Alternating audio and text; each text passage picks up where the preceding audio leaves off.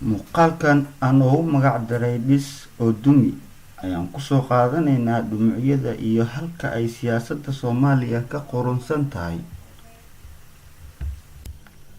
Sidaan wada ogsoonnahay, waxaan usoo taagnay shirar badan iyo isku imaadyo badan oo ay qabsadeen Soomaalida ama uu adduunweynaha u qabtay, oo ay muhiimadu ahayd in mar un ay Soomaaliya yeelato dowlad shaqeysa, iyadoo wixii lasoo dhisaba aan dhinac u dhaqaaqin. Haddaba, si aan u ogaano cilada iyo dhibaatada jirta, ayaan u kala qaadaynaa dhowr qaybood.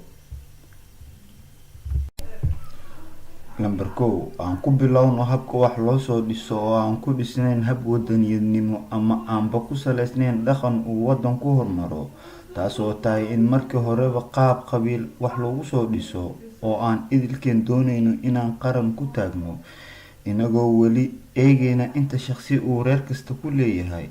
Qaabkan liidata ee aan wax ku doorano ayay noo sii dheer tahay inaysanba ku saleysnayn wax cadaalad ah.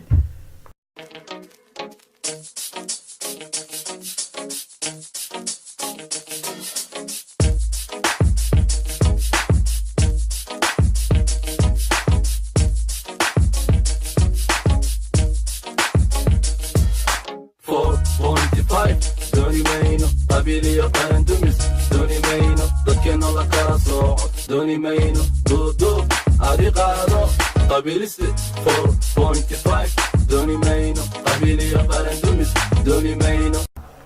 Lambar 2, siyaasiyiintana matasha oo aan u bislayn shaqada ay doonayaan inay qabtaan, iyagoo qarannimada ay kala weyn tahay qabyaaladda. Kuma ekaan intaasee raaligelinta shisheeyaha ayaa kala weyntan Soomaaliya iyo reerka uu matalayaba. Siyaasiga Soomaaliyeed ee fadhiidka ayaa subax kaste la soo kaca raacidda meesha ay wax ka bisil yihiin, taas oo ay u dheertahay inaan abid laga maqleen maanta waan dhargay. Qabaa'ilada iyo odayaasha qabqablayaasha ah ee soo doorta siyaasiyiinta reerkooda matalaya, waxaad in badan la yaabaysaa qaabka iyo ragga ay qabaa'ilada soo dirsadaan, oo aad is leedahay ma wax dhaamaa laga waayay qabaa'ilada. Ha yeeshee qabiil kaste waxa uu soo dirsadaa ninka reerka ugu iimaanka daran, ugu beenta badan, uguna musuq maasuqa badan. Waxaadna isweydiinaysaa, qabaa'ilka ma waxay usoo dirsadeen qofka kani boobka Soomaaliya yaan laga badsan. Lambar 4, shacab Soomaaliyeed oo jahwareeray. Rajada iyo hanka shacabka Soomaaliyeed ayaa dardar ku socda maalmaha hore oo ay arkaan maamul cusub. Farxadda iyo soo dhaweynta waxaa xitaa dareema ummad kale oo ajaanib ah, kuwaasoo aan wax shaqo ku lahayn. Social media ayaad arkaysaa sawirka calanka oo midnimo muujinaya, balse waxaad ama kaagaysaa goortaad aragto shaqsigii maalmo ka hor qaran iyo in la samata baxay soo dhigayay, oo maanta isla asagii mucaaradaya, isagoon ogeyn sababta ku kaliftay in maamul maalmo dhisan uu dhaleeceeyo.